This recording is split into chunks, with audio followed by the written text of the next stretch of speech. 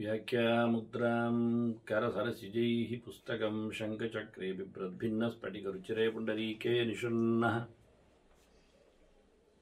अम्लानश्रीरमृतविशदेरंशविप्लावयन्मामाविर्भूयात् अनगमहिमा मानसे वागधीशः नमस्ते प्राणेश प्रणतविभवायामनिमगाः नमः स्वामिन् रामप्रियतमनमन् गुरुगुण नमस्तुभ्यं भीमप्रबलतमकृष्णेष्ट भगवन्नमः श्रीमन्मध्वप्रदिश सुदर्शन्नो जय जय श्रीगुरुभ्यो नमः नारायणं सुरगुरुं जगदेकनाथं भक्तप्रियं सकललोकनमस्कृतं च त्रैगुण्यवर्जितमजं विभुमाद्यमीशं वन्दे भवग्रम् अमरासुरसिद्धवन्द्यं नारायणं नमस्कृत्य नरं चैव नरोत्तमं देवीं सरस्वतीं व्यासं ततो जयमुदीरये ವೇದವ್ಯಾಸರ ಮಹಾಭಾರತದ ಚಿಂತಕರಿಗೆ ವಂದನೆಗಳು. ಶಾಂತಿ ಪರ್ವದ 176ನೆಯ ಪ್ರವಚನ. ಧರ್ಮರಾಜನಿಗೆ ಆಪದ್ಧರ್ಮಗಳ ಬಗ್ಗೆ ಅನೇಕ ದೃಷ್ಟಾಂತಕತೆಗಳನ್ನು ಭೀಷ್ಮರು ತಿಳಿಸ್ತಾ ಇದ್ದಾರೆ. ಹೀಗಾಗಿ ಮತ್ತೊಂದು ಸನ್ನಿವೇಶಗಳ ಬಗ್ಗೆ ಭೀಷ್ಮರು ಎಲ್ಲವನ್ನು ಕಳ್ಕೊಂಡು ಶತ್ರುವಶನಾಗಿರತಕ್ಕ ರಾಜನೇನು ನಡೆಸಬೇಕು ಅಂತ ಧರ್ಮರಾಜ ಕೇಳಿಕೊಂಡದ್ದಕ್ಕೆ ಭೀಷ್ಮರು ಹೇಳುತ್ತಾರೆ, ಅಮಿತ್ರಃ ಮಿತ್ರತಾಯಾತಿ ಮಿತ್ರಂಚಾಪಿ ಪ್ರದುಷ್ಯತಿ. ಕೆಲವೊಮ್ಮೆ ಶತ್ರು ಮಿತ್ರನಾಗ್ತಾನೆ, ಮಿತ್ರನೂ ಶತ್ರು ಆಗ್ತಾನೆ. ಹೇಗೆ ಕೇಳಿದರೆ ಸಾಮರ್ಥ್ಯ ಯೋಗಾತ್ ಕಾರ್ಯಾಣ ಅನಿತ್ಯಾಹಿ ಸದಾಗತಿ. ಯಾವಾಗಲೂ ಶತ್ರುವೇ ಮಿತ್ರನ್ನೇ ಹೇಳುವಂತಿಲ್ಲ. ಕಾರ್ಯವಶಾತ್ ಅವರ ಯೋಗ್ಯತೆಯಂತೆ ಬಲ ಬೆಂಬಲದ ಹಿನ್ನೆಲೆಯಲ್ಲಿ ಬೇಕಾದಾಗ ಸಿಚುವೇಶನ್ ಎನ್ನುವ ಶಬ್ದ ಸಾಮರ್ಥ್ಯ ಯೋಗ ಸನ್ನಿವೇಶಕ್ಕೆ ತಕ್ಕಂತೆ ಬದಲಾಗ್ತದೆ ಅನ್ನುವ ನೆಲೆಯಲ್ಲಿ ಭೀಷ್ಮರು ಮಾತನ್ನಾಡ್ತಾರೆ. ಹಾಗಾಗಿ ತಸ್ಮಾತ್ ವಿಶ್ವಸಿತವ್ಯಂಚ ವಿಗ್ರಹಂಚ ಸಮಾಚರೇತ್. ಈಗ ಏನು ಮಾಡಬೇಕು ಅಂತ ಕೇಳಿದ್ದ ಧರ್ಮರಾಜ. ಸಂಧಿ ಮಾಡಿಕೊಳ್ಳೋ, ವಿಗ್ರಹ ಮಾಡಿಕೊಳ್ಳೋ, ಯುದ್ಧವೋ ಅಥವಾ ಜೊತೆ ಸೇರುವುದು ಅಂತ. ಅದು ಹೇಳ್ತಾರೆ, ಅಲ್ಲ ಎರಡು ಬೇಕಯ್ಯ, ಎರಡೂ ಆಗ್ತದೆ. ನೋಡಬೇಕು, ವ್ಯವಸ್ಥೆ ನೋಡಿ ಮಾಡಲಿಕ್ಕೆ. ದೇಶಂ ಕಾಲಂಚ ವಿಜ್ಞಾಯ.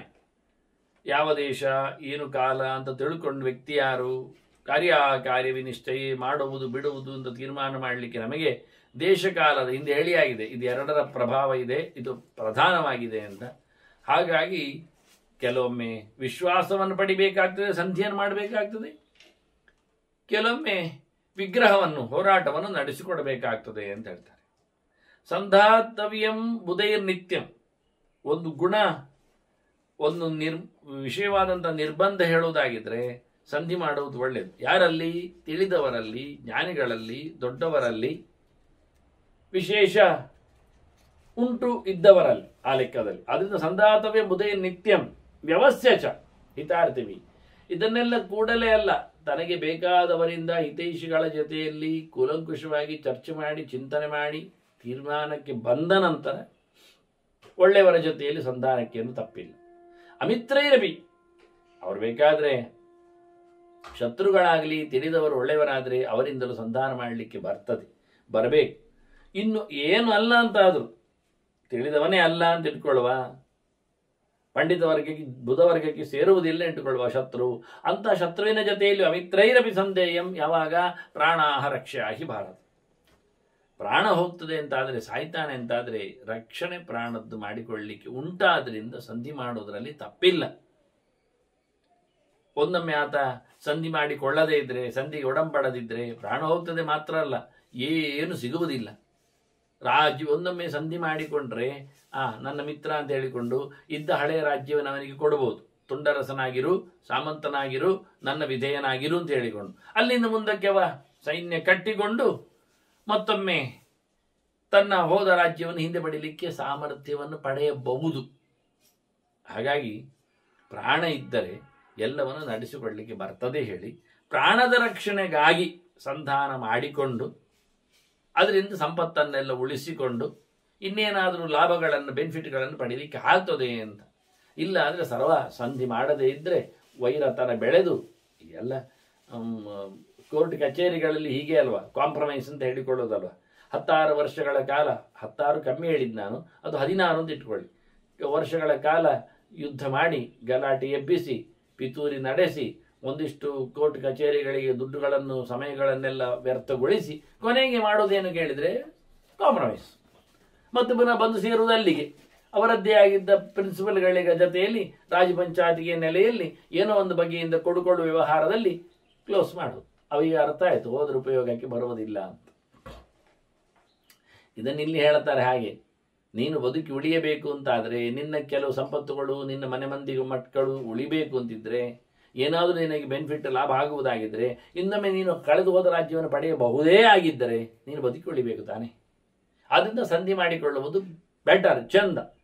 ಇಲ್ಲದೇ ಇದ್ರೆ ನ ಸೋರ್ಥಂ ಪ್ರಾಪಣಿಯಾತ್ ಕಿಂಚಿತ್, ಏನು ಒಂದವನಿಗೆ ಲಾಭ ಇಲ್ಲ. ಫಲಾನ್ಯ ಬೀಜ, ಏನು ಸಂಪತ್ತುಗಳು ಲಾಭಗಳು ಇಲ್ಲದೇ ಇರುವುದರಿಂದ ಮಾಡಿಕೊಳ್ಳಿ ಅಂತಾರೆ. ಎಷ್ಟು ಅಮಿತ್ರೇಣ ಸಂಧತ್ತೆ ಮಿತ್ರೇಣ ಚ ವಿರುದ್ಧತೆ ಅರ್ಥಯುಕ್ತಂ ಸಮಾಲೋಕ್ಯ ಸುಮಹದ್ವಿಂದತೆ ಪರ. ಶತ್ರುವಿನಲ್ಲಿ ಸಂಧಾನ ಮಾಡಿಕೊಂಡದ್ದು ಸರಿಯೇ, ಮಿತ್ರನಲ್ಲಿ ವಿರೋಧ ಕಟ್ಟಿಕೊಂಡದ್ದು ಸರಿಯೇ. ಯಾಕೆ ಕೇಳಿದರೆ ಅದು ಯಾವುದು ಅಂತ ಸಂಪತ್ತಿನ ಇರಾದೆಯನ್ನು ನೋಡಬೇಕು. ರಾಜ್ಯಕ್ಕೀತ ಆಗುವಂತೆ, ತನ್ನ ಕ್ಷೇಮಕ್ಕೆ ಬರುವಂತೆ, ಸಂಪತ್ತನ್ನು ಪಡೆಯಲು ಆಗುವಂತೆ ಅದರ ಮೇಲೆ ಅದು ಡಿಪೆಂಡ್ ಆಗಿದೆ. ಹಾಗಾಗಿ ಶತ್ರುಗಳ ಸಂಧಾನವು ಅರ್ಥಯುಕ್ತವಾಗಿದ್ದರೆ, ಸಮಾಲೋಚನೆ ಮಾಡಿಕೊಂಡದ್ದಾಗಿದ್ದರೆ ನಡೆಯುವುದರಿಂದ ದೊಡ್ಡ ಲಾಭ ಉಂಟು. ಮಿತ್ರರಲ್ಲೇ ವಿರೋಧವೂ ಸಹ ಅವರಲ್ಲಿಯೂ ವಿಗ್ರಹವನ್ನು ನಡೆಸುವಂಥದ್ದು ರಾಜನಾದವನಿಗೆ ದೊಡ್ಡ ಲಾಭ ಉಂಟಂತಾದರೆ ಅದು ನಡೀತದೆ. ಇದಕ್ಕೊಂದು ಚಂದದ ಕತೆ ಇದೆ ಅಂತ ಹೇಳ್ತಾರೆ. ಬಹಳ ಸುಂದರವಾದ ಒಂದು ಕತೆ ಅವರು ಹೇಳುವಂತೆ. ಇತಿಹಾಸ ಹೇಳುತ್ತೆ ನೋಡು, ಶತ್ರುವಿನ ಜೊತೆಯಲ್ಲಿ ಸಂಧಾನ ಮಾಡಿಕೊಂಡು ಬದುಕಿ ಬಂದ ಒಂದು ಯಶೋಗಾಥೆ ಇಲ್ಲಿದೆ ಅಂತ ಹೇಳಿ. ಮಾರ್ಜಾರಸ್ತ್ಯ ಚ ಸಂವಾದಂ ನೆಗ್ರೋಧೆ ಮೂಷಿಕಸ್ತ್ಯ ಚ. ಬೆಕ್ಕು ಮತ್ತು ಇಲಿ. ಈಗ ನಾವಿವತ್ತು ಬಹಳ ಜೋರಾಗಿ ಟಾಮ್ ಆ್ಯಂಡ್ ಜೆರ್ರಿ ಅಂತ ಹೇಳಿಕೊಂಡೆಲ್ಲ ಮಾಡ್ತೇವಲ್ಲ, ಪಾಶ್ಚಾತ್ಯರ ಒಂದು ಕ್ಲಿಪ್ಪುಗಳೇನಿವೆ. ಇದಕ್ಕೆ ಅನುಗುಣವಾಗಿರತಕ್ಕಂಥ ಮೂಲ ಚಿಂತನೆಯಲ್ಲಿ ಕೇಳಿದರೆ ಮಹಾಭಾರತ ನೋಡಿ. ಮಹಾಭಾರತದಲ್ಲಿ ಬೆಕ್ಕು ಇಲಿಯ ಕತೆ ಇಲ್ಲದೇ ಇದ್ದಲ್ಲಿ ಬೆಕ್ಕು ಇಲಿಯ ಕತೆಗೊಂದು ಪ್ರೇರಣೆಯ ಶಕ್ತಿ ಇರಲಿಕ್ಕಿಲ್ಲ ಎನ್ನುವ ನೆಲೆಯಲ್ಲಿ ಒಂದೇ ಕಡೆಯನ್ನು ಆಶ್ರಯ ಪಡೆದಿರತಕ್ಕಂಥ ವಸ್ತುಗಳಿವೆ. ಬೆಕ್ಕು ಮನೆಯಲ್ಲಿರ್ತದೆ ಇಟ್ಟುಕೊಳ್ಳಿ, ಆಗ ಮನೆಯ ಸೊತ್ತುಗಳನ್ನು ಕಬಳಿಸುವಲ್ಲಿ ಇಲ್ಲಿಯೂ ಇರ್ತದೆ ಎನ್ನುವುದು ಸತ್ಯ. ಅಲ್ಲಿಗೆ ಅನುಕೂಲ ಆಯಿತು. ಇಲ್ಲಿ ಮಾತ್ರ ಕತೆ ಹೇಳುವಾಗ ಇದು ಕಾಡಿನ ಕತೆ. ಕಾಡಿನ ಬೆಕ್ಕು ಅಂತ ಇಟ್ಕೊಳ್ಳಬೇಕಾದ್ರೆ ಅಲ್ಲಿನದ್ದು ಇಲಿ, ಅದಕ್ಕೊಂದು ಮರ, ಆಲದ ಮರ. ಆಲದ ಮರದಲ್ಲಿ ಮಾರ್ಜಾರಕ್ಕೂ ಮತ್ತು ಮೂಷಿಕಕ್ಕೂ, ಇದು ಮಾಮು, ನಾವು ಎಬ್ರಿವೇಷನ್ ಹೇಳೋದಾದ್ರೆ ಮಾರ್ಜಾರ ಅಂದರೆ ಬೆಕ್ಕು, ಮೂಷಕ ಅಂದರೆ ಇಲಿ, ಮಾಮುಕತೆ. ಇದು ಏನು ಮಾಮುಕತೆ ಇದು ಕೇಳಿದರೆ, ಇದು ನಗ್ರೋಧ ಅಂದರೆ ಕೆಳಗೆ ಬೀಳಲು ಬಿಡತಕ್ಕಂಥ ಮರ, ಆಲದ ಮರ ದೊಡ್ಡದಾಗಿ ಬೆಳೆದಿದೆ ಕಾಡಿನಲ್ಲಿ. ಬೇಕಾದಷ್ಟು ಟೊಂಗೆ ಟಿಸಿಲುಗಳು ಅದಕ್ಕೆ ವಿಶಾಲವಾಗಿ ನಿಂತು ಎಲ್ಲ ಪ್ರಾಣಿಗಳಿಗೆ ಪಕ್ಷಿಗಳಿಗೆಲ್ಲ ಆಸರೆಯಾಗಿದೆ. ಬಹಳ ಚಂದವಾದ ನೆರಳು ಕೊಡುವ ದೊಡ್ಡ ಮರ. ಮರದ ವರ್ಣನೆ ಏನು ಹೇಳುವ ಇರಲಿ. ಆ ಮರದಲ್ಲಿ ಬುಡದಲ್ಲಿ ಇಲಿ, ಮತ್ತೆ ಗೆಲ್ಲಿನಲ್ಲಿ ಬೆಕ್ಕು. ಈಗ ಇರುವ ಜಾಗದ ವ್ಯವಸ್ಥೆ ಅವರದ್ದು ಹೇಗೆ ಉಂಟು ಅಂತ ಹೇಳಿಕೊಂಡು ಮಾಡುವ ರೀತಿ. ವಸತಿ ಸ್ಮ ಅಲ್ಲಿರತಕ್ಕಂಥ ಕಥೆಯಲ್ಲಿ ತಸ್ಯ ಮೂಲಂ ಉಪಾಶ್ರಿತ್ಯ ಕೃತ್ವ ಶತಮುಖಂ ಬಿಲಂ ವಸತಿ ಸ್ಮ ಮಹಾಪ್ರಾಜ್ಞ ಫಲಿತೋ ನಾಮ ಮೂಷಿಕ. ನೆನಪು ಮಾಡಿಕೊಳ್ಳಿ, ಇಲ್ಲಿಯ ಹೆಸರು ಹೇಳ್ತಾ ಇದ್ದೇನೆ, ಫಲಿತ ಅಂತ ಮರೆತು ಬಿಡಬೇಡಿ. ಮತ್ತೆ ಎಲ್ಲಿಯಾದ್ರೂ ಯಾರಾದ್ರೂ ಮಹಾಭಾರತದಲ್ಲಿ ಕ್ವಿಜ್ ಇದೆ ಅಂತ ಹೇಳೋದುಂಟು. ಏನು ಪ್ರಶ್ನೆ ಕೇಳ್ತಾರೆ ಅಂದರೆ, ಭಾರತದಲ್ಲಿ ನಡುವೆ ಬಂದಿರತಕ್ಕಂತಹ ಬೆಕ್ಕು ಇಲ್ಲಿಯ ಸಂವಾದದಲ್ಲಿ ಇಲ್ಲಿ ಹೆಸರೇನು? ದೊಡ್ಡ ಸಂಗತಿ. ಇದರಿಂದ ಪುಣ್ಯ ಪುರುಷಾರ್ಥ ಏನು ಸಿಗುವುದಿಲ್ಲ ಬಿಡಿ. ಆದರೆ ನಾನು ಹೇಳಿದ ಹಾಗೆ ಇಲ್ಲಿ ಬಂದಿರತಕ್ಕಂತಹ ನಾಮಚಿಂತನೆಗಳು ಅದು ವಿಶೇಷವಾಗಿದೆ, ವೇದೋಕ್ತವಾದದ್ದು ಎನ್ನುವ ನೆಲೆಯಲ್ಲಿ ಅದಕ್ಕೆ ಹೆಚ್ಚು ಔಚಿತ್ಯ ಇದೆ, ಅದು ಸತ್ಯ. ಈ ಕಥೆಯಿಂದಾಗಿ ಎಷ್ಟೋ ಜನರಿಗೆ, ರಾಜಕಾರಣಿಗಳಿಗೆ ಪ್ರಚೋದನೆಗಳು ಬಂದಿರಬಹುದು. ಅದಕ್ಕಾಗಿ ಕಥೆಗಳಿರುವಂಥದ್ದು. ಹಾಗಾಗಿ ಈ ಕಥೆಯಲ್ಲಿ ಒಂದು ಇಲಿ ಬಂದಿದೆ, ಅದು ಮರದ ಬುಡದಲ್ಲಿ ಮನೆ ಮಾಡಿದೆ. ಅದರ ಬಿಲಕ್ಕೆ ಎಷ್ಟು ಬಾಗಿಲು ಕೇಳಿದರೆ ಶತಮುಖಂ, ಅದಕ್ಕೆ 100 ಬಾಗಿಲಂತೆ. ಅಂದರೆ ಎಲ್ಲಿಯೂ ಓಡಬಹುದು ಅಂತ, ಎಲ್ಲಿಯೂ ಓಡುವ ಹಾಗೆ ಒಳಗೆ ಹೊರಗೆ ಓಡಲಿಕ್ಕೆ ಬರುವ ಹಾಗೆ ಇರಲಿಕ್ಕೆ ಬೇಕಾದಂತಹ ಮಾಟೆಯನ್ನು ಮಾಡಿಕೊಂಡಿದೆ ಮರದ ಅಡಿಯಲ್ಲಿ. ಅದಕ್ಕೆ ಬೇಕಾದಷ್ಟು ದ್ವಾರಗಳಿವೆ. ಶತದ್ವಾರ, ಇದು ದ್ವಾರಾವತಿ, ಇದು ಒಂದು ಲೆಕ್ಕದಲ್ಲಿ ಪಟ್ಟಣ. ಶತದ್ವಾರಾವತಿ, 100 ಬಾಗಿಲಿಲ್ಲ ಇರುವ ಮನೆ ಇದರತ್ತು. ಸರಿ, ಅಲ್ಲಿ ಬಹಳ ಚಂದವಾಗಿ ಕೂತಿದೆ ಫಲಿತ ಅಂತ. ಫಲಿತ ಅಂದ್ರೆ ಜಬ್ಬಾದ್ದು ಅಂತ ಎನ್ನುವ ಅರ್ಥ ಉಂಟು, ಇಲ್ಲೇನಲ್ಲ. ಇಲ್ಲಿ ಅದೆಲ್ಲ ಬಿಡಿ, ಅದಕ್ಕೆ ಹೆಸರು ಅದಿಷ್ಟೇ, ಸುಮ್ಮನೆ ಸಾಂಕೇತಿಕವಾಗಿದೆ. ಫಲಿತ ಎನ್ನತಕ್ಕಂತಹ ಇಲಿ ಅಲ್ಲಿ ಕೂತಿದೆ. ಶಾಗಾಂತಸ್ಯ ಸಮಾಶ್ರಿತ್ಯ, ಗೆಲ್ಲನ್ನು ಆಶ್ರಯಿಸಿಕೊಂಡು ವಸತಿ ಸ್ಮ ಸುಖಂ ಸದಾ ಲೋಮಶೋ ನಾಮ ಮಾರ್ಜಾರ ಸರ್ವಸತ್ವ ಅವಸಾತಕ. ಮರದ ಮೇಲೆ ಗೆಲ್ಲಿನಲ್ಲಿ ಒಂದು ಬೆಕ್ಕು ಕೂತಿದೆ. ಅದು ಕಾಡಬೇಕು ಅಂತ ಖಂಡಿತ ಅರ್ಥ ಆಗ್ತದೆ. ಅಲ್ಲಿನ ಬೆಕ್ಕು ಅದು ಮರದಲ್ಲಿ ಕೂತಿದೆ, ಗೆಲ್ಲನ್ನು ಆಶ್ರಯಿಸಿಕೊಂಡು ಕೂತಿದೆ. ಅದರ ಹೆಸರು ಲೋಮಶ ಅಂತ. ಲೋಮಶ ಎನ್ನುವುದು ಒಬ್ಬ ಮುನಿಯೂ ಇದ್ದಾನೆ. ಆದ್ರಿಂದ ಮುನಿಯ ಹೆಸರಿನಲ್ಲಿ ಬೆಕ್ಕಿರುವುದನ್ನು ಯೋಚನೆ ಮಾಡಬಹುದು. ಅವನಾದ್ರೆ ಅವನಿಗೊಂದು ಕತೆ ಇದೆ. ಅವನು ಲೋಮದಿಂದ, ಅವನಿಗೆ ರೋಮಕ್ಕೂ ಅವನಿಗೂ ಸಂಬಂಧದ ಕತೆ ಪುರಾಣಗಾರರು ಉಲ್ಲೇಖ ಮಾಡಿದ್ದಾರೆ. ರೋಮಶ ಹೌದು, ಅವನು ಲೋಮಶ ಹೌದು. ರಕಾರ ಲಕಾರಗಳಿಗೆ ಅಭೇದವನ್ನು ಉಲ್ಲೇಖ ಮಾಡ್ತಾರೆ ಹೆಸರಿನಲ್ಲಿಯೂ, ಕೆಲವೊಮ್ಮೆ ಶಾಸ್ತ್ರಗಳಲ್ಲಿ. ಅದರಿಂದ ಅವನು ಲೋಮಶ, ಇದು ಲೋಮಶ ಹೌದು. ಬೆಕ್ಕಿಗೆ ತುಂಬ ರೋಮ ಇರುವುದು ಸತ್ಯ. ತುಂಬ ರೋಮಗಳಿಂದ ಕಂಗೊಳಿಸುವಂತಹ ಪ್ರಾಣಿಯನ್ನು ಅರ್ಥ ಮಾಡಿಕೊಂಡ್ರು ಬೆಕ್ಕಿಗೆ ಸೂಟ್ ಆಗ್ತದೆ. ಹಾಗೆ ಅದು ಕೂತಿದೆ. ಸರ್ವಸತ್ವಾವಸಾದ, ಅದು ಎಲ್ಲ ಹಕ್ಕಿಗಳನ್ನು ಪ್ರಾಣಿಗಳನ್ನೆಲ್ಲ ತಿನ್ನುವಂಥದ್ದು. ಅದು ಬೆಕ್ಕು ಅಂದರೆ ಹುಲಿಯ ಮನೆತನದ್ದು. ಆದ್ರಿಂದ ಅದು ವಿಚಿತ್ರವಾಗಿ ಮಾಂಸ ಭಕ್ಷಣ ಮಾಡ್ತದೆ. ಹಾಗೆ ತಿನ್ನತಕ್ಕಂತಹ, ಮೊದಲೇ ಹೇಳುವಂಥದ್ದು ಎಲ್ಲವನ್ನು ತಿಂದು ಹಾಕುವಂಥದ್ದು, ಕಬಳಿಸೋದು ಅಂತ ಹೇಳುವ ಮೂಲಕ ಇಲಿಯನ್ನು ತಿಂತದೆ ಎನ್ನುವ ನೆನಪಿನಲ್ಲಿ ಉಲ್ಲೇಖ ಮಾಡಿದ್ರು. ಬುಡದಲ್ಲಿದ್ದ ಇಲಿಯನ್ನು ಎಗರಿಸುವಷ್ಟು ದೊಡ್ಡ ಪ್ರಾಣಿ ಅದು, ಮಾರ್ಜಾರ. ಅದು ಮೇಲಕ್ಕೆ ಕೂತಿದೆ. ಬಿಡಾಲ, ಅದರದ್ದು ಬಿಡಾಲನ್ನ ಬಿಡಾರ, ಅದು ಮೇಲೆ. ಮತ್ತೆ ಮೂಷಕನ ವಸತಿ ಅದು ಕೆಳಗೆ ಬುಡದಲ್ಲಿ. ಹೀಗೆ ಕೂತಿದ್ದಾರೆ. ಅಲ್ಲಿ ಒಂದು ವಿಷಯ ಇದೆ, ವಿಶೇಷವಾದದ್ದು. ಏನು ಕೇಳಿದ್ರೆ, ತತ್ರತು ಆಗತ್ಯ ಚಂಡಾಲಃ ವೈಕಂತ್ಯ ಕೃತಕೇತನಃ ಯೋಜ ಯಂತ್ರಂ ಉನ್ಮಾಥಂ ನಿತ್ಯಂ ಅಸ್ತಂಗತೇರವು. ಅಲ್ಲಿ ಒಬ್ಬ ಬೇಟೆಗಾರ ಇದ್ದಾನೆ. ಬೇಟೆಗಾರ ಅಂದ್ರೆ ಬೇಟೆಗಾರ ಅಲ್ಲ, ಇವ ಬೇಡ ಅಲ್ಲ, ಇವ ಮತ್ತೆ ಇವ ತೆಗೆದಾಕಿದವ ಅಂತ ಹೇಳಲಿಕ್ಕೆ ಬರುವ ಹಾಗೆ. ಇವನು ಮೆಷಿನ್ ಇಟ್ಟು ಪ್ರಾಣಿಗಳನ್ನು ಹಿಡಿಯುವವ, ಯಂತ್ರ. ಅದೇನು ಇಲ್ಲಿ ಯಂತ್ರ ಶಬ್ದವನ್ನೇ ಪ್ರಯೋಗ ಮಾಡ್ತಾರೆ, ಮೆಷಿನ್ ಅಂತ. ಯಂತ್ರ ಉನ್ಮಾಥ. ಉನ್ಮಾಥ ಅಂದ್ರೆ ವಾಸ್ತವವಾಗಿ ಕುತ್ತಿಗೆಗೆ ಹಗ್ಗ ಹಾಕಿ ಸಾಯಿಸುವ ವ್ಯವಸ್ಥೆಯನ್ನು ಉಲ್ಲೇಖ ಮಾಡುದು ನಿಜವಾಗಿ. ಅದನ್ನೆಲ್ಲ ಸ್ಪಷ್ಟ ಇಲ್ಲಿ ಹೇಳುವುದಿಲ್ಲ. ಅಂದ್ರೆ ಕುಣಿಕೆ ಇಡ್ತಾನೆ ಎನ್ನುವುದು ಅರ್ಥ. ಹಗ್ಗ ಹಾಕಿ ಕುಣಿಕೆ ಇಟ್ಟು ಪ್ರಾಣಿಯನ್ನು ಹಿಡಿಯುವ ಕಥೆ ಇವ. ಇಲ್ಲಿ ಮರ ಆದ್ರಿಂದ ಮರದ ಹತ್ತಿರದಲ್ಲಿ ಎಲ್ಲ ಬರ್ತಾರೆ ಹೇಳಿಕೊಂಡು ಇದರ ಪಕ್ಕದಲ್ಲಿ ಅವನು ಇಡ್ತಾನೆ. ಅದಕ್ಕೊಂದು ಹಗ್ಗ ಎಲ್ಲ ಹಾಕಿ, ಅದು ಎಂತ ಹಗ್ಗ, ಯಾವುದರ ಹಗ್ಗ ಕೇಳಿದ್ರೆ ಈ ಪ್ರಾಣಿಗಳ ಚರ್ಮದ ಹಗ್ಗವನ್ನೇ ಹಾಕುದು. ಅಂದ್ರೆ ಅವುಗಳ ವಾಸನೆಗಾಗಿಯೂ ಪ್ರಾಣಿಗಳು ಬರ್ತಾವೆ ಅಂತ. ಅದು ತುಂಬ ಕಾಯ್ತದೆ ಆ ಹಗ್ಗಗಳು. ನಮ್ಮ ಇವತ್ತಿನ ಸೆಣಬಿನ ನಾರಿಗಿಂತ ಅಥವಾ ಬಿದಿರಿನ ಕೆಲವು ಹಗ್ಗಗಳಿಗಿಂತ ಅಥವಾ ತೆಂಗಿನ ನಾರಿಗಳಿಗಿಂತ ಅಥವಾ ಹತ್ತಿಯ ನೂಲುಗಳಿಗಿಂತ ಹೆಚ್ಚು ಬಲಿಷ್ಠವಾದದ್ದು ಆ ಪ್ರಾಣಿಗಳ ಚರ್ಮದಲ್ಲಿ ಆದ ಸ್ನಾಯುಮಯವಾಗಿದ್ದಂತಹ ಹಗ್ಗಗಳಿಂದ. ಚರ್ಮದ ಹಗ್ಗಗಳಿಂದ ಬೇರಿ ಮುಂತಾದನ್ನು ಹಿಡಿಯುವುದು, ಕಟ್ಟುವುದೆಲ್ಲ ನಮಗೆ ಗೊತ್ತಿದೆ. ಅದರಂತೆ ಇವ ಹಗ್ಗಗಳನ್ನು ಹಾಕಿರ್ತಾನೆ, ಕುಣಿಕೆ ಹಾಕಿರ್ತಾನೆ. ಅದನ್ನು ಹಿಚುಕುವಾಗಿ ಪ್ರಾಣಿಯನ್ನು ಅದನ್ನು ಎಳ್ಕೊಂಡಾದಾಗ ಅದು ಹಿಚ್ಚಿಕೊಳ್ಬೇಕು, ಹಿಚ್ಚಿಕೊಳ್ಳಿ ಸಾಯಬೇಕು. ಆ ರೀತಿಯಾಗಿ ಇವನ ವ್ಯವಸ್ಥೆ. ಅದಕ್ಕನುಗುಣವಾದಂಥ ಇದು ಅವನ ಬಲೆಗಳ ಕತೆ. ಬಲೆಯನ್ನು ಮಾಡಿದ ರೀತಿ ಹೀಗಿದೆ. ಇಂಥ ರೀತಿಯಲ್ಲಿನ ಬಲೆ, ಅವುಗಳನ್ನು ಹಿಡಿಸಿ ಹಾಕುವ ರೀತಿಯಲ್ಲಿ ಅವು ಯಾವತ್ತು ಸಂಜೆ ಹಾಕುವುದು, ನಿತ್ಯ ಮಸ್ತಂಗತೆ ರವು. ಸೂರ್ಯ ಕಂತಿದಾಗ ಹಾಕ್ತಾನೆ, ಬೆಳಿಗ್ಗೆ ಬಂದಾಗ ಹಿಡಿತಾನೆ. ಅವನು ಬೆಳಿಗ್ಗೆ ರಾತ್ರಿ ಬಿಟ್ಕೊಡೋದು, ಪ್ರಾಣಿಗಳೆಲ್ಲ ಸಿಕ್ಕಿ ಬಿಡಲಿ ಅಂತೇಳಿ. ಮರುದಿನ ಬೆಳಿಗ್ಗೆ ಬಂದವನು ಅವನ ಗಜಿಪಿಗೆ ಊಟಕ್ಕಾಗಿ ಅದನ್ನು ಉಪಯೋಗಿಸಿಕೊಳ್ಳುತ್ತಿದ್ದ. ಇಂತಹ ಒಬ್ಬ ಅವನ ಪಾಡು ಏನು ಮಾಡುವ, ಕಾಡಿನಲ್ಲಿ ಒಬ್ಬ ಕೂತಿದ್ದ. ಅಲ್ಲಿ ಬಂದವನು, ಅವನಿಗೆ ಹೆಸರು ಇರ್ಬೋದು ವೈಕಂತ್ಯ ಕೃತಕೇತನ ಅಂತ ಹೇಳಿಕೊಂಡು, ಅಥವಾ ವೈಕಂತ್ಯ ಎನ್ನುವುದು ಅವನದ್ದು ಜಾಗದ ಹೆಸರು ಅಂತ ಹೇಳ್ತಾರೆ, ಅಲ್ಲಿ ಮಾಡಿದ ಮನೆಯಿಂದ. ನಿಜವಾಗಿ ಅವನ ಹೆಸರೇ ಅದು ಇರ್ಲಿ, ಆ ನಮೂನಿಯಮ ಅವನು. ಇಲ್ಲಿ ಏನಾಯ್ತು, ಒಂದು ದಿನ ಹೀಗೆ ಅವನು ಮಾಡಿದ್ದಾನೆ. ಬೇಸ್ತು ಬೀಳುವ ಪ್ರಾಣಿಗಳು ಸಿಗ್ತಾ ಇದ್ದಾರೆ, ತಿಂತಾ ಇದ್ದ. ಅಲ್ಲಿಗೆ ಕತೆ ಮುಗಿಲಿಲ್ಲ. ಕದಾಚಿದತ ಮಾರ್ಜಾರ ಸಂಪ್ರವೃತ್ತ ವ್ಯಬಧ್ಯತ. ಒಂದು ದಿನ ಏನಾಗಿದೆ ಕೇಳಿದ್ರೆ, ಆ ಮರದಿಂದ ಕೆಳಗೆ ಇಳಿದು ಬಂದಿರತಕ್ಕ ಬೆಕ್ಕು ಅದು ಕೆಳಗೆ ಇಳಿತದೆ, ಮೇಲೆ ಹತ್ತದ, ಏನು ದಿನ ಅಲ್ಲೇ ಇರುವುದಿಲ್ಲ, ಎಲ್ಲ ಓಡಾಡಿಕೊಂಡು ಬರುತ್ತೆ. ಅದರದ್ದು ಶೆಲ್ಟರ್ ಮರದ ಮೇಲೆ ಅಂತ ಅರ್ಥ. ಹಾಗೆ ಅದು ಏನಾಗಿದೆ ಕೇಳಿದ್ರೆ, ಬಹಳಷ್ಟು ಜೋರಾಗಿ ಓಡಾಡಿಕೊಳ್ಳುವ ನೆಲೆಯಿಂದಾಗಿ ಅದು ಸಿಕ್ಕಿ ಹಾಕೊಂಡಿದೆ. ಇವ ಹಾಕಿದ ಒಂದು ಕಟ್ಟಿನಲ್ಲಿ ಸಿಕ್ಕಾಂಗೊಟ್ಟು ಬಿಟ್ಟಿದೆ ಅಲ್ಲಿನ ಬೆಕ್ಕು. ಹೆಸರು ನೆನಪಿರಬೇಕು ನಿಮಗೆ, ಬೆಕ್ಕಿನದ್ದು ಲೋಮಶ ಅಂತ ನೆನಪಿಟ್ಕೊಳ್ಳಿ, ಹೇಳುವುದಿಲ್ಲ, ಇರಲಿ. ಬೆಕ್ಕು ಸಿಕ್ಕಿ ಬಿದ್ದಿದೆ. ಈಗೇನು ಮಾಡುವ? ಬೆಕ್ಕು ಸಿಕ್ಕಿ ಹಾಕಿಕೊಂಡದ್ದನ್ನು ನೋಡಿತು, ಇಲಿ ನೋಡಿತು. ಬುಡದಲ್ಲಿ ಇರುವುದು ಇಲಿ. ಇಲಿ ಹೆಸರು ಗೊತ್ತು ನಿಮಗೆ, ಫಲಿತ ಅಂತ. ನೋಡಿದ ತಕ್ಷಣ ಅದಕ್ಕೆ ಖುಷಿಯಾಗಿರ್ಬೇಕಲ್ಲ ನಿಮ್ಮ ಪ್ರಕಾರದಲ್ಲಿ, ಯಾಕೆಂದ್ರೆ ಅದನ್ನು ತಿನ್ನುವಂಥ ಪ್ರಾಣಿ ಮಾರ್ಜಾರ.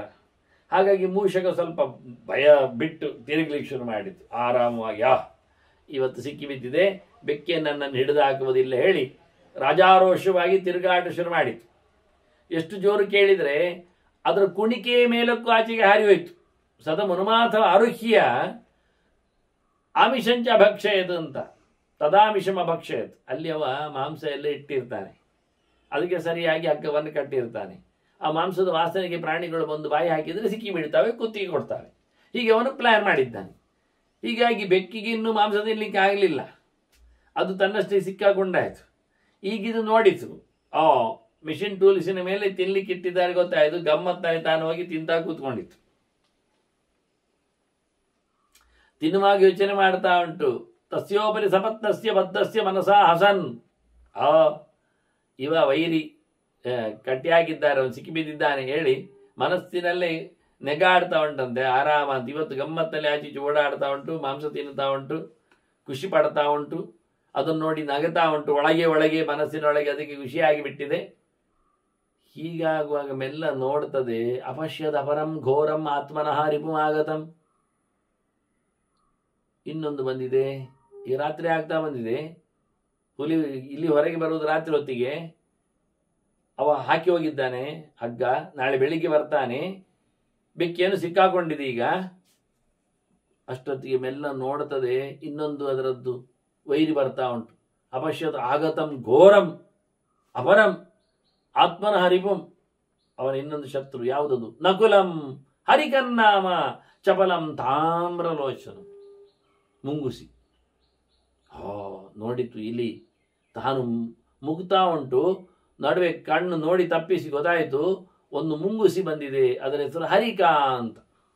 ಹರಿದಾಗ್ತದೆ ಅಂತ ಅರ್ಥ ಎಲ್ಲವನ್ನು. ಇರ್ಲಿ ಬಿಡಿ, ಆಹಾರ ತಿಂತ ಹಿಡಿಯುವಂಥದ್ದು, ಹರಿಯುವಂಥದ್ದು ಅಂತ. ಅದನ್ನು ನೋಡಿತು ನಕುಲನನ್ನು. ನೋಡಿದ್ದು ನಕುಲ ಅಂತ ಅದಕ್ಕೆ ಹೆಸರು. ಮುಂಗುಸಿಂದ ಏನು ಹೇಳಬೇಕು? ಅದನ್ನು ಲಕ್ಷಣ ಎಲ್ಲ ಹೇಳ್ತಾರೆ ನೋಡಿ. ನಮಗೆ ಪ್ರಾಣಿಗಳಿಗೆ ನಾವು ಹೆಸರು ಕೊಟ್ಟದ್ದರ ಲಕ್ಷಣಗಳನ್ನು ನಾವು ಉಲ್ಲೇಖ ಮಾಡ್ತೇವೆ. ಹೇಗಿತ್ತು ಕೇಳುವಾಗ ಹೇಳಿದ್ರು, ಚಪಲಂ, ತುಂಬ ಅದು ಚಂಚಲ, ಭಾರಿ ಮೂಮೆಂಟ್ಸ್ ಮಾಡ್ತದೆ. ಅದರೊಟ್ಟಿಗೆ ತಾಮ್ರಲೋಚನ, ಅದರದ್ದು ಕೆಂಪು ಕಣ್ಣು. ನೋಡಿ, ಕೆಂಪು ಕಣ್ಣು ಉಳ್ಳಂತಹ ಚಪಲವಾದ ಪ್ರಾಣಿ ಅಂದರೆ ಸಣ್ಣ ಜಾತಿಯಲ್ಲಿ ನಕುಲವೇ, ಮುಂಗುಸಿ.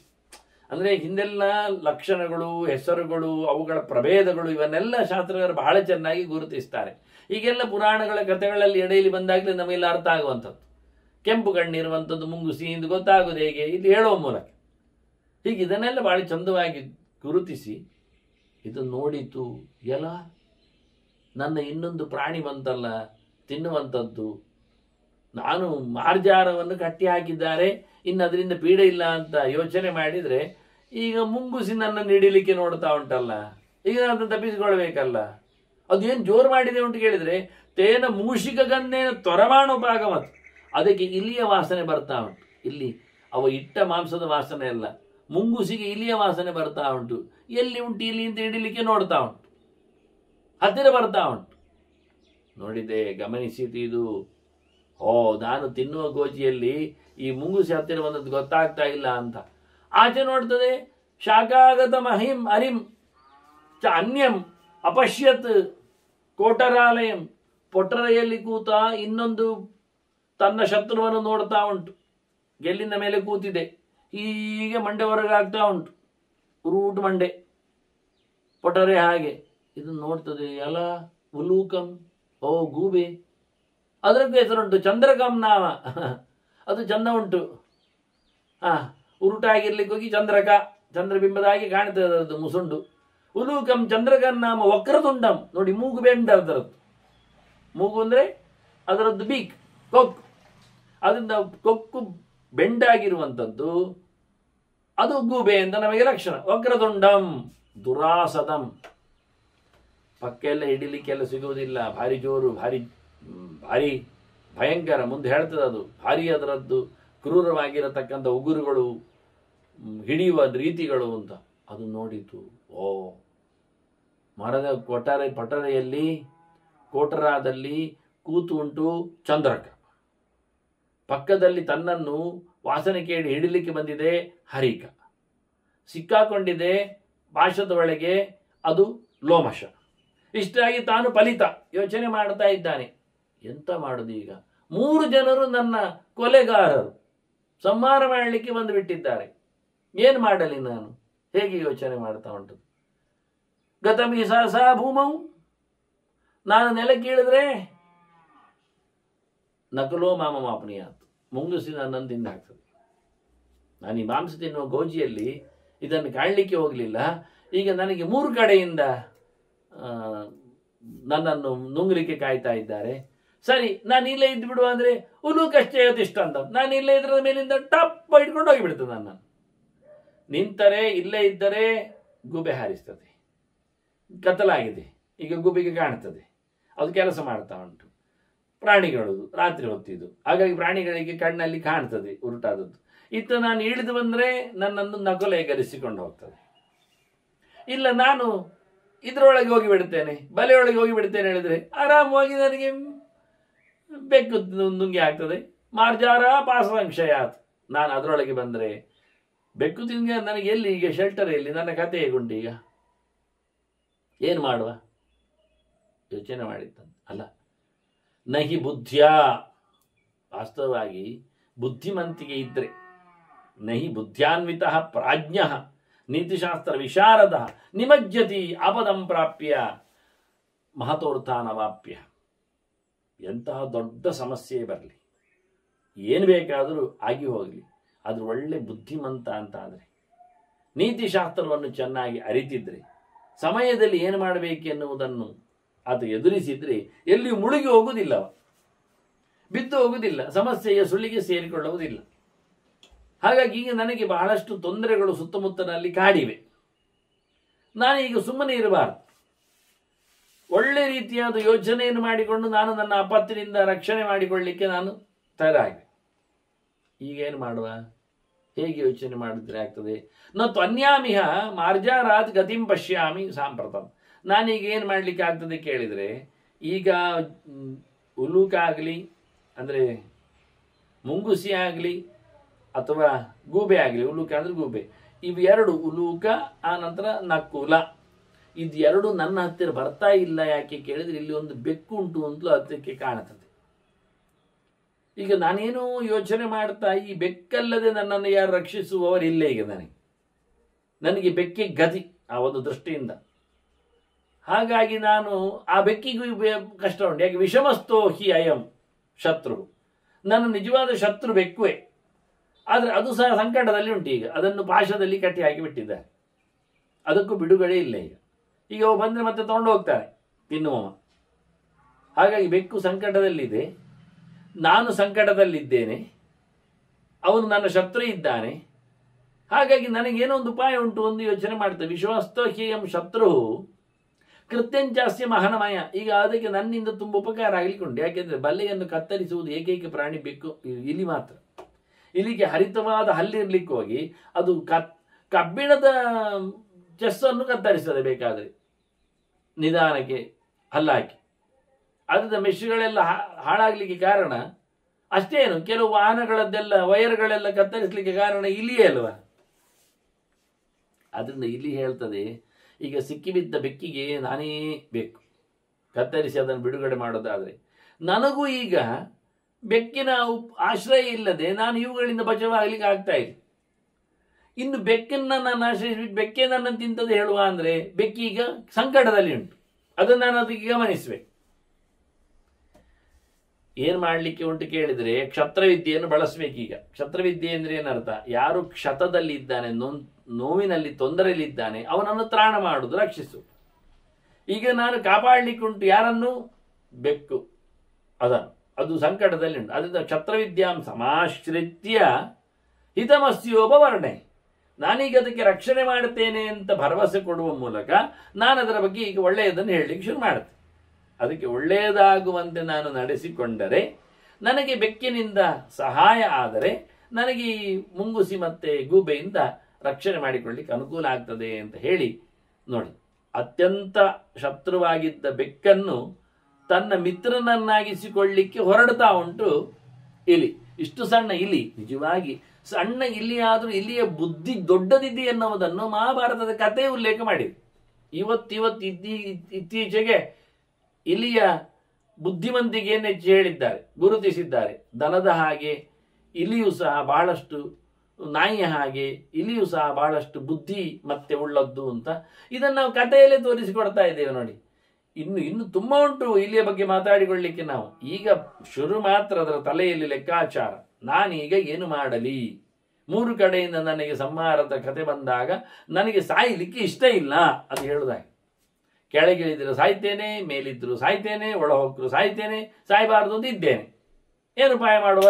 ಹೇಗೆ ಮಾಡಲಿಕ್ಕೆ ಆಗ್ತದೆ ಹೇಳಿಕೊಂಡು ಹೇಗಾದರೂ ಮಾಡಿ ನಾನು ಇದಕ್ಕೆ, ಬೆಕ್ಕಿಗೆ ಸಂಕಟದಲ್ಲಿ ಇರುವುದೀಗ ಬೆಕ್ಕೀಗ, ಅದರ ಬಗ್ಗೆ ಏನಾದರೂ ನಾನು ಕರುಣೆಯನ್ನು ತೋರಿಸಿದ್ರೆ ನನಗೇನಾದರೂ ಲಾಭ ಆಗ್ತದೆ ಹೇಳಿಕೊಂಡು, ಏನೇಮಂ ಶತ್ರು ಸಂಗಾತಂ ಅರಿ ಪೂರ್ವೇಣ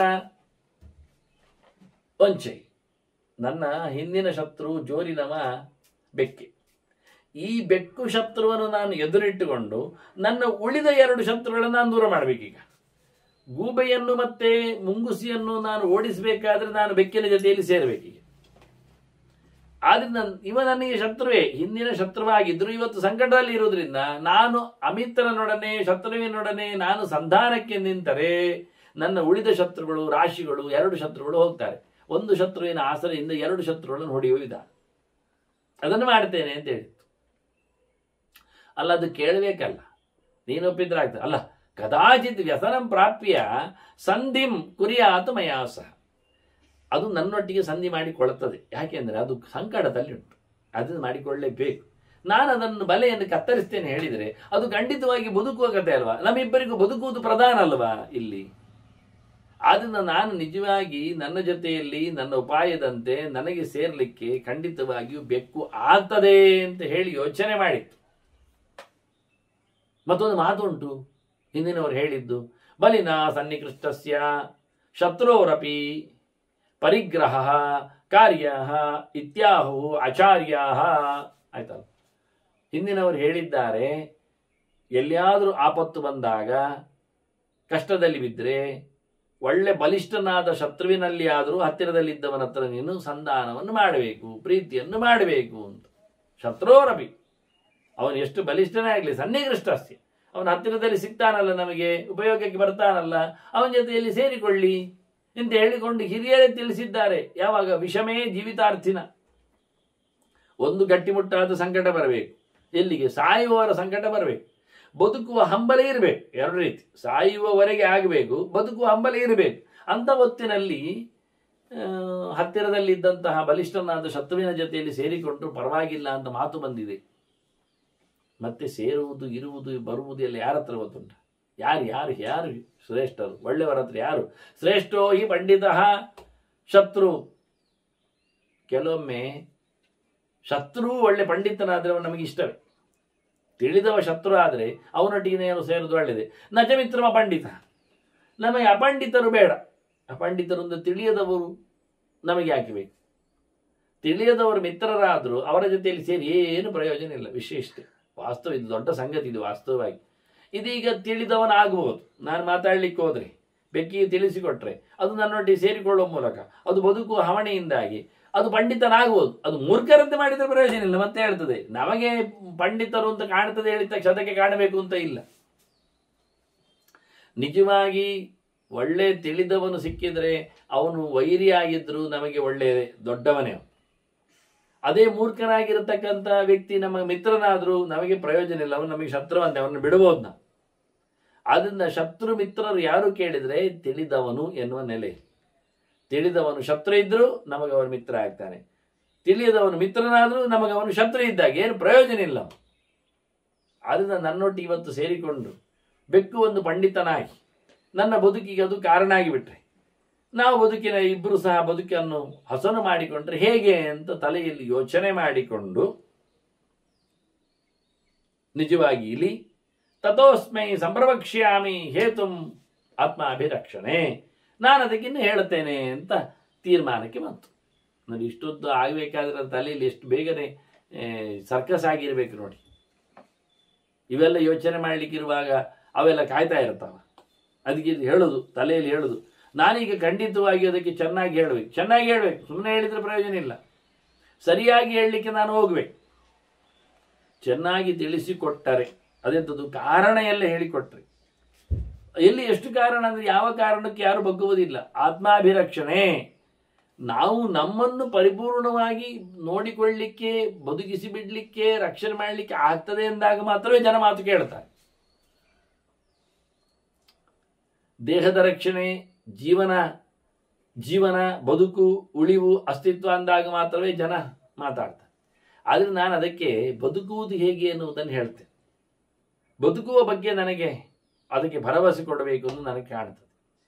ಅದು ಬದುಕುಳಿಯುವಂತೆ ನಾನು ಬದುಕುಳಿತೇನೆ, ನಾನು ಬದುಕುಳಿಲಿಕ್ಕೆ ಅದು ಬದುಕುಳಿಬೇಕು. ಹೀಗೆ ನಾವಿಬ್ಬರು ಸಹ ಬದುಕಿನಲ್ಲಿ ಸಮಾನವಾದಂತಹ ಕ್ಷೇಮವನ್ನು ಆಲೋಚನೆ ಮಾಡುವ. ಹೀಗಾಗಿ ನಾನು ಬೆಕ್ಕಿಗೆ ಸಕಾರಣವಾಗಿ ಹೇಳಬೇಕಾಗ್ತದೆ. ಅಂದರೆ ತಲೆಯಲ್ಲಿ ಖರ್ಚು ಮಾಡೋದು ಹೇಗೆ ಹೇಳಬಹುದು ಅಂತ ಮೊದಲು ಟ್ರೇಸ್ ಮಾಡಿಕೊಳ್ತೇವೆ. ಈ ಮಾಡುವವರು, ಭಾಷಣವನ್ನು ಮಾಡುವವರೆಲ್ಲ ಮೊದಲು ತಯಾರಿ ಮಾಡಿಕೊಂಡಾಗಿ ಇನ್ವಿಟೇಷನ್ ಎಲ್ಲ ಬಂದಿರ್ತದೆ ಅವರಿಗೆ, ದೇವಸ್ಥಾನಗಳದ್ದು ಅಥವಾ ಅವರೆಲ್ಲ ರಾಜಕಾರಣಿಗಳಿರ್ತಾರೆ, ದೇವಸ್ಥಾನದವರಿಗೆ ರಾಜಕಾರಣಿಗಳು ಬೇಕಾಗ್ತದೆ ಅಂತ.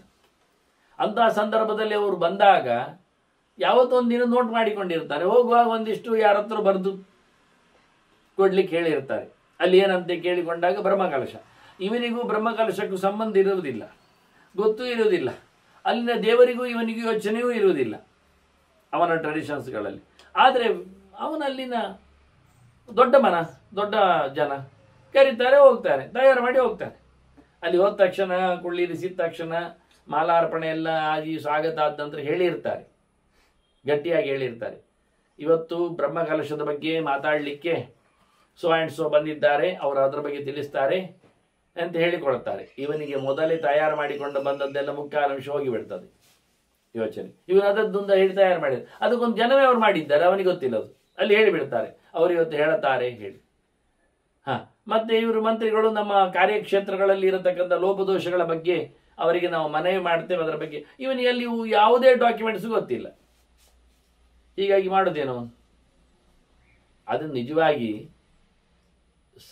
ಸರಿಯಾದ ವ್ಯವಸ್ಥೆಯಲ್ಲಿ ಹೇಳಿಕೊಟ್ಟರೆ ಮಾತ್ರ ಸನ್ನಿವೇಶವನ್ನು ಸರಿದೂಗಿಸ್ಲಿಕ್ಕೆ ಬರ್ತದೆ. ಇಲ್ಲಾಂದ್ರೆ ತಯಾರು ಮಾಡಿಕೊಂಡು ಬಂದದ್ದನ್ನು ಹೇಳಲಿಕ್ಕೆ ಹೋದ್ರೆ ಅದು ಒಂದಕ್ಕೆ ಒಂದುವರೆ ಆಗ್ತದೆ.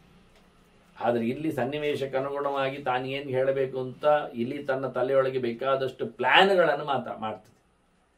ತನ್ನ ಪರಿಸ್ಥಿತಿ ಏನು, ಬೆಕ್ಕಿನ ಪರಿಸ್ಥಿತಿ ಏನು, ಜೊತೆಯಲ್ಲಿ ಆಗಿರತಕ್ಕಂಥ ಗಲಾಟೆ ಹೇಗಿರ್ತದೆ, ಇದನ್ನು ಪಾರು ಮಾಡುವ ವಿಧಾನ ಹೇಗೆ, ರಾತ್ರಿ ದುಡಬೇಕೀಗ ನಿಜವಾಗಿ ಇವುಗಳನ್ನು ಸುಮ್ಮನೆಗೊಳಿಸಬೇಕು.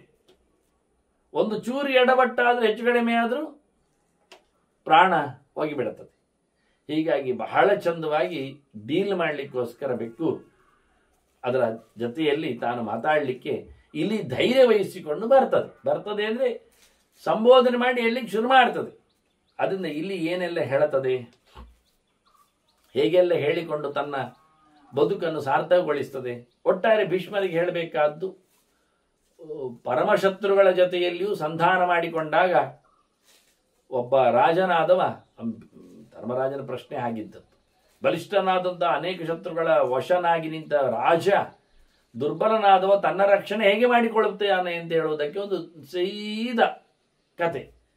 ಒಂದು ಇಲ್ಲಿ ತನ್ನ ಪ್ರಾಣ ರಕ್ಷಣೆಯನ್ನು ಅನೇಕ ಶತ್ರುಗಳ ಜೊತೆಯಲ್ಲಿ ಮಾಡಿಕೊಂಡ ಬಗೆ ಹೇಗಿತ್ತು, ಆ ನೀತಿ ಶಾಸ್ತ್ರ ಅದರದ್ದೊಂದು ಬದುಕಲು ಬೇಕಾಗಿರತಕ್ಕಂಥ ನಯವಂತಿಕೆ, ಬುದ್ಧಿವಂತಿಕೆ ಅದು ಯಾವ ನೆಲೆಯಲ್ಲಿ ನಡೆದಿದೆ ಎನ್ನುವುದನ್ನು ಭೀಷ್ಮರು ಏನು ಹೇಳ್ತಾರೆ, ಸಮೀಕರಣ ಮಾಡಿ, ಕತೆಗೆ ಸಮೀಕರಣ ಮಾಡಿ ತತ್ವವನ್ನು, ಅಂದರೆ ಇಷ್ಟು ಜಟಿಲವಾದ ತತ್ವ, ರಾಜಕಾರಣದ ತತ್ವ, ನೀತಿಶಾಸ್ತ್ರ, ದಂಡನೀತಿ, ಇದನ್ನು ಒಂದು ಕಥೆಯ ಮಾಧ್ಯಮದಲ್ಲಿ ಹೇಳುವುದೇ ಒಂದು ದೊಡ್ಡ ಸೊಗಸು.